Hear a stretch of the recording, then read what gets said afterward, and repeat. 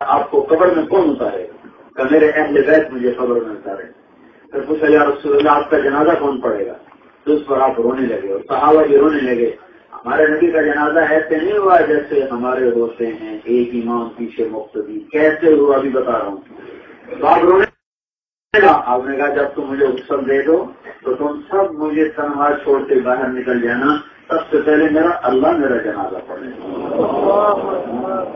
اللہ سے پھر اس کے بعد جبریل و میکائیل و اسرافیل اور ملک الموت اور عرش کے فرشتے میرا جنازہ پڑھیں گے. پھر اس کے بعد ساتوں آسمان کے فرشتے میرا جنازہ پڑھیں گے. پھر اس کے بعد تم مرد آنا مرد اور میری چارپائی کے ساتھ کھڑے ہو جانا اور دعا کرنا. کوئی بسم اللہ الرحمن الرحیم.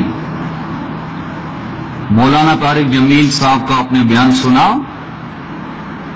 کہہ رہے ہیں کہ اللہ تعالیٰ نے سب سے پہلے نبی کریم صلی اللہ تعالی علیہ وسلم کی نماز جنازہ پڑھی.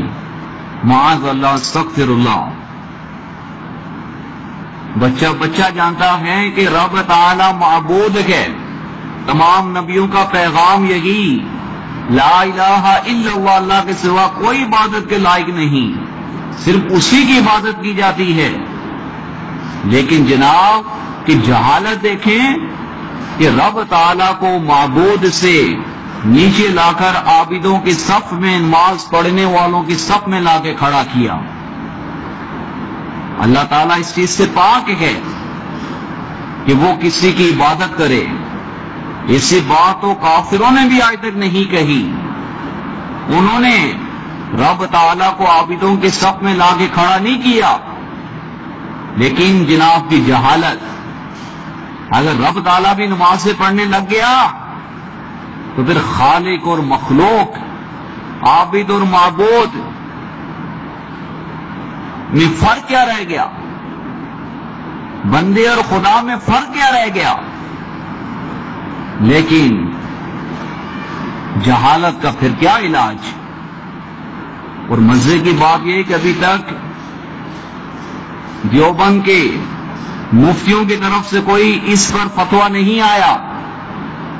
طالبان کو شہید قرار دینے کے لیے، فوجیوں کی نماز جنازہ نہ پڑھنے کے لیے آئے دن ان کے فتوے آتے ہیں. فساد برپا کرنے کے لیے، اس کو جہاد کا نام دینے کے لیے آئے دن فتوے آتے ہیں.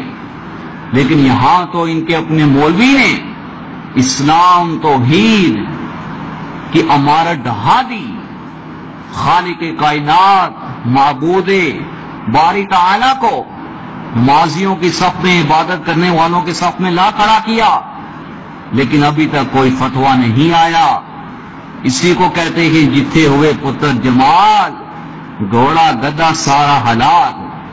اللہ تعالیٰ ان شریروں سے، ان کی جہالت سے مسلمانوں اور اسلام کو محفوظ فرمائے اور ہمیں حق بات کہنے، پھیلانے، قبول کرنے، سننے کی توفیق عطا فرمائے.